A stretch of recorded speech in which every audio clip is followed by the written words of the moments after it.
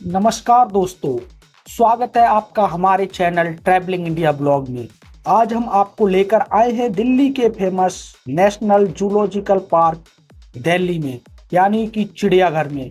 इस वीडियो में हम बताएंगे यहाँ कैसे पहुँचना है, टिकट कैसे लेना है, अंदर क्या क्या देखने को मिलेगा और पूरा A to Z जानकारी। दोस्तों, दिल्ली जू यानी कि चिड़ियाघर दिल्ली के प्रगति मैदान के पास स्थित है। इसका पूरा पता है मथुरा रोड, न्यू दिल्ली। यह पुरानी किला के बिल्कुल पास है। दोस्तों, यहाँ पहुँचना बहुत ही आसान है। अगर आप दिल्ली चिड़ियाघर घूमने मेट्रो से आ रहे हैं तो सबसे नज़दीकी मेट्रो स्टेशन है प्रगति मैदान। प्रगति मैदान मेट्रो स्टेशन से चिड़ियाघर की दूरी मात्र 1 से 2 किलोमीटर के बीच में रह जाती है। तो वहां से आपको ऑटो या रिक्शा करके सीधे 10 से 15 मिनट में आप दिल्ली चिड़ियाघर पहुंच जाएंगे। चलिए दोस्तों, अब हम बात करते हैं टिकट की। टिकट आप ऑनलाइन भी बुक कर सकते हो और यहाँ काउंटर से भी ले सकते हो। दोस्तों, जहां तक मेरा मानना है, टिकट आप ऑनलाइन ही बुक करो, क्योंकि अगर ऑनलाइन टिकट बुक रहेगी तो आपको यहाँ लाइन में लगना नहीं पड़ेगा। दोस्तों, एडल्ट लोगों का टिकट लगभग 80 रुपए का है और बच्चों का टिकट मात्र 40 रुपए का है। आप चिड़ियाघर में ऑनलाइन टिकट भी बुक कर सकते हैं। दिल्ली जू ऑफिशियल वेबसाइट पर जाके आप ऑनलाइन ही टिकट बुक करें, मेरे हिसाब से ज़्यादा अच्छा रहेगा। दोस्तों, दिल्ली चिड़ियाघर खुलने का समय है सुबह 9 बजे और शाम को 5 बजे तक। दोस्तों, मंडे को दिल्ली चिड़ियाघर पूरी तरह से बंद रहता है, इसलिए मंडे को आने का प्लान ना बनाएं। चलिए दोस्तों, अब हम चलते हैं जू के अंदर। सबसे पहले देखने को मिलता है दोस्तों हमें ब्लैक स्वान यानी कि काला हंस। यह एक बहुत ही यूनिक पक्षी है, क्योंकि ज़्यादातर हंस सफ़ेद होते हैं लेकिन ये पूरी तरह काले रंग का होता है। इसके पंख काले होते हैं लेकिन उड़ते समय इसके पंखों के किनारे पर हल्का हल्का सफ़ेद रंग भी दिखाई देता है। इसकी लंबी एस शेप वाली गर्दन इसे और भी खूबसूरत बनाती है। काला हंस आमतौर पर झीलों और गीले इलाकों में रहता है और ये पानी में तैरना बहुत पसंद करता है। ये पक्षी ज़्यादातर पौधे, घास और पानी में मिलने वाली चीज़ों को खाता है। और दोस्तों, इसकी खास बात यह है कि ये अपने पार्टनर को साथ लंबे समय तक रहता है, यानी कि ये वफादार जोड़ी भी बनाता है। दोस्तों, इसकी एक मज़ेदार ये बात है कि ये ब्लैक स्वैन जो है ये ज़्यादातर ऑस्ट्रेलिया में पाया जाता है और ये बहुत अच्छे फ्लायर भी होते हैं। चलिए दोस्तों, अब हम आगे चलते हैं और आगे हमें ये देखने को मिल रहा है विशाल जानवर, जिसे भारतीय गैंडा कहा जाता है। दोस्तों, इसकी सबसे बड़ी पहचान है इसका एक बड़ा सींग और मोटी प्लेट जैसी त्वचा, जो इसे एकदम कवच जैसा लुक देती है। यह भारत और नेपाल के घास मैदानों और जंगलों में पाया जाता है, खासकर असम और उत्तर भारत के कुछ हिस्सों में। दोस्तों, इसका वजन लगभग 1600 से लेकर 27 किलो के बीच में होता है। इसकी लंबाई 3 से 4 मीटर तक हो सकती है। दोस्तों, ये दौड़ सकता है लगभग 40 से 45 किलोमीटर प्रति घंटे की स्पीड से। यह एक शाकाहारी जानवर होता है जो घास, पत्ते, फल खाता है। इसकी लाइफ स्टाइल दोस्तों, ज़्यादातर ये अकेला रहना पसंद करता है। सबसे ज़रूरी बात दोस्तों, यह जानवर भी लुप्त होने की कगार में है। इनकी संख्या बहुत कम हो गई है और इसे बचाना बहुत ज़रूरी है। दोस्तों, इसकी उम्र लगभग 30 से 40 साल तक जीवित रहने की होती है। दोस्तों, अब हम आगे चलते हैं। अभी हम पहुंच चुके हैं दुनिया के सबसे ताकतवर और शानदार जानवरों में से एक रॉयल बंगाल टाइगर के जस्ट सामने। और आपको बता दूं कि यही टाइगर भारत का राष्ट्रीय पशु भी है। दोस्तों, रॉयल बंगाल टाइगर मुख्य रूप से भारत, बांग्लादेश, नेपाल और भूटान के जंगलों में पाया जाता है। भारत में ये खासकर सुंदरवन, जिम कॉर्बेट और कई नेशनल पार्क में देखने को मिलता है। अगर हम इसके शरीर की बात करें तो इसका रंग हल्का पीला और नारंगी होता है, जिस पर काले रंग की धारियां होती हैं। और ये धारियां सिर्फ सुंदरता के लिए नहीं होती, बल्कि ये टाइगर को जंगल में छुपने में भी मदद करती हैं। जब ये घास या पेड़ों के बीच होता है तो इसे पहचानना बहुत मुश्किल हो जाता है। अब बात करते हैं दोस्तों इसकी ताकत की। यह रॉयल बंगाल टाइगर है। इसका वजन लगभग 200 से 300 किलो तक होता है। इसकी लंबाई करीब 8 से 10 फीट तक हो सकती है और इसकी धाड़ इतनी तेज होती है कि 2 से 3 किलोमीटर दूर तक सुनी जा सकती है। दोस्तों यह एक मांसाहारी जानवर है और बहुत ही चालाक शिकारी होता है। ये दोस्तों ये ज्यादातर रात में शिकार करता है। इसका पसंदीदा खाना हिरण, जंगली सुअर और कभी कभी भैंस भी होता है।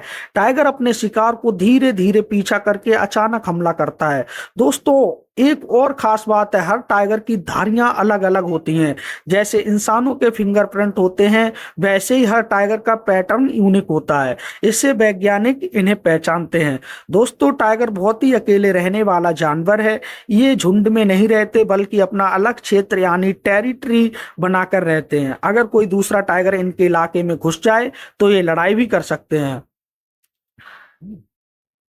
चलिए दोस्तों अब हम आगे चलते हैं। अब हम पहुंच चुके हैं एशियाई शेर के पास। सबसे पहले हम बात करते हैं एशियाई शेर की। ये शेर पहले पूरे एशिया में पाए जाते थे, लेकिन आज सिर्फ भारत के गुजरात के जंगलों में ही मिलते हैं।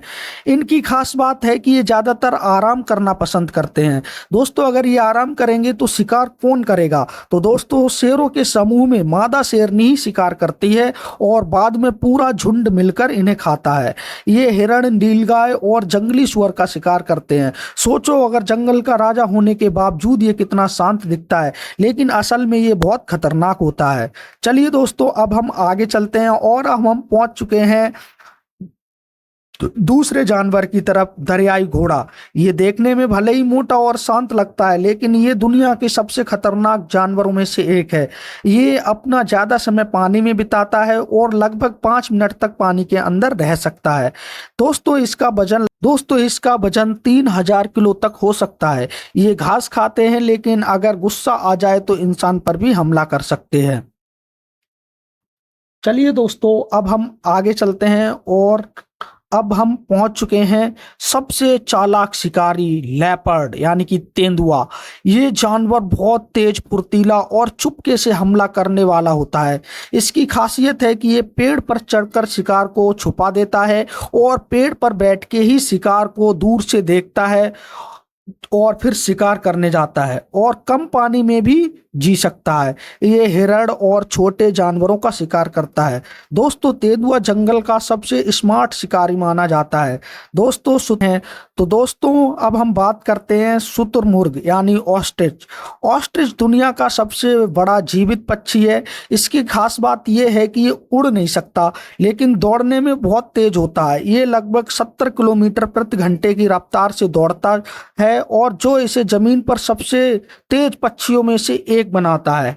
इसकी लंबी गर्दन और मजबूत टांगें इसे खास बनाती हैं। ऑस्ट्रिच के अंडे भी दुनिया के सबसे बड़े अंडे होते हैं। अगर इसके खाने की बात करें तो ये मुख्य रूप से पौधे, बीज और छोटे मोटे कीड़े मकोड़े खाता है। और दोस्तों सबसे दिलचस्प बात यह है कि ये बिना पानी के भी कई दिनों तक जिंदा रह सकता है। जब इसे खतरा महसूस होता है तो ये भागने के साथ साथ अपने पैरों से जोरदार हमला भी कर सकता है, जिससे बड़े बड़े जानवर भी घायल हो सकते हैं। दोस्तों क्या आप जानते हैं ऑस्ट्रिच अपनी आंखों से दूर से ही खतरे को पहचान लेता है और बहुत सतर्क हो जाता है। चलिए दोस्तों अब हम आगे चलते हैं और आगे देखते हैं हमें क्या देखने को मिलेगा। चलिए दोस्तों बने रहिए वीडियो में, अब आगे देखते हैं हमें क्या देखने को मिलेगा।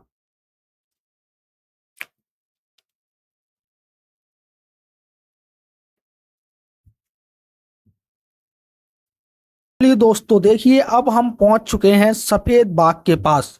दोस्तों सफेद बाघ इतना अनोखा प्राणी है कि वह चिड़ियाघर में जो लोग आते हैं उनमें भ्रम उत्पन्न कर देता है। अधिकांश लोग सफेद बाघ को रंजकहीन मानते हैं और अन्य इसको भिन्न प्रजाति का या विशेष प्रकार का बाघ मानते हैं, जबकि सफेद बाघ वास्तव में रंजकहीन नहीं है। सफेद बाघ की कहानी 1951 में प्रारंभ होती है, जब रीवा के जंगलों से रीवा रियासत के तत्कालीन महाराजा मार्तंड सिंह ने शिकार करते समय एक सफेद बाघ का बच्चा पकड़ा था। इस बाघ के बच्चे को गोविंदगढ़ के महल में लाया गया। वहीं पर महाराजा ने इसे पाल पोस कर बड़ा किया। इसका नाम मोहन रखा गया था। जब वह बड़ा हुआ तो लगभग इसकी आयु की बाघिन रीवा के जंगल से पकड़ी गई और उसे मोहन से मिलाया गया। इस बाघिन का नाम बेगम रखा गया। 1953 से लेकर 1956 तक बेगम ने 10 बच्चों को जन्म दिया, परंतु इनमें से कोई भी सफेद बाघ नहीं था। मोहन और बेगम के मिलन से सफेद बाघ न होने के कारण महाराज को बहुत उदास हुए। इसके बाद मोहन को बेगम की बेटी राधा से मिलवाया गया, जिसका जन्म 1955 में हुआ था। राधा ने 30 तारीख 10वां महीना 1958 को 4 बाघों को जन्म दिया था। यही वह दिन था जिस दिन बंदी अवस्था में सबसे पहले सफेद बाघ ने जन्म लिया। सफेद बाघ और सामान्य बाघ के रहन सहन, खान पान, प्रजनन, मौसम, गर्भवती में कोई अंतर नहीं होता। इसकी औसतन आयु 15 से 20 वर्ष होती है। वर्तमान में सभी सफेद बाघ चिड़ियाघर में है, परंतु जंगल में कोई भी सफेद बाघ नहीं है। चलिए दोस्तों, अब हम आगे चलते हैं और देखते हैं आगे हम दोस्तों अभी हम आपको दिखा रहे हैं पाड़ा हिरण यानी कि हॉग डियर। पाड़ा सुंदर चीतल की जात की करीबी है, लेकिन इसका शरीर सुअर की तरह ठिगना होता है। जब यह चलता है तो अपना सिर नीचे रखता है तथा अन्य हिरणों की तरह चौगड़िया नहीं भरता। सामान्यतः यह अकेला रहना पसंद करता है, मगर यह बहुत ही सतर्क प्राणी है।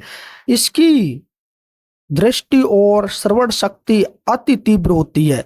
बहुत से क्षेत्रों में मनुष्य द्वारा सताए जाने पर यह प्राणी रात को विचरण करता है। ये दक्षिण पूर्व एशिया व उत्तर भारत के घास के मैदानों में भी पाए जाते हैं। ये देखिए दोस्तों, अब हम पहुंच चुके हैं श्वेत मृग के पास यानी कि सफेद मृग। दोस्तों ये देखिए, ये है गौर। गौर एक विलुप्त होती प्रजाति है। यह दुनिया का सबसे बड़ी गाय है। इसके सूंघने और सुनने की क्षमता बहुत तेज होती है, किंतु इसकी देखने की क्षमता कमजोर होती है। इसके सामने व पीछे के पैर सफेद और हल्के पीले रंग के होते हैं, जिससे ऐसा प्रतीत होता है कि जैसे इसने लंबे मोजे पहने हुए हैं। यह हर दिन औसतन 15 से 18 घंटे तक खाती रहती है। दोस्तों अब हम पहुंच चुके हैं भारतीय हाथी के पास यानी कि इंडियन एलिफेंट। ये एशियाई हाथी और भारतीय हाथी के नाम से भी जाना जाता है। यह एक विशाल जानवर है जो कि भारत, मलेशिया, सुमात्रा और श्रीलंका में पाया जाता है। इनका उपयोग व्यापक रूप से श्रमिक के तौर पर होता है और जंगलों में ये बहुत कम पाए जाते हैं। केवल नर ही हाथी के दांत होते हैं, जो कि बड़े व नुकीले आकार के होते हैं। इनकी त्वचा मोटी, झुर्रीदार, काले भूरे रंग की व बिना बालों की होती है। इसके कान बहुत अच्छा सुन सकते हैं। वह अपने कानों से हिलाकर अपने शरीर की गर्मी भी कम करता है। यह जड़ें, घास, पत्तियां, छाल, केले और गन्ने खाते हैं। यह हमारे देश का सबसे बड़ा स्थलीय प्राणी है।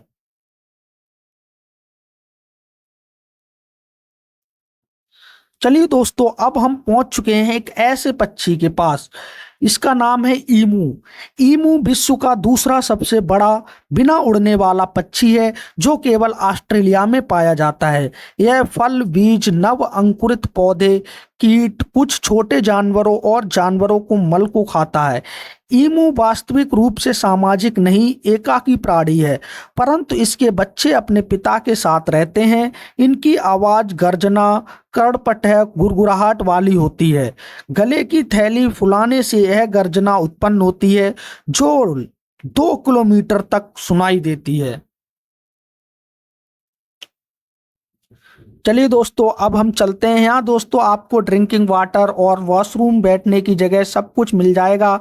कुछ जरूरी टिप्स दोस्तों आपको बता देता हूँ मैं यहाँ पे। एनिमल्स को खाना मत खिलाना, प्लास्टिक यूज मत करना और कंफर्टेबल शूज पहन कर आना, क्योंकि यहाँ पैदल बहुत ही चलना पड़ता है।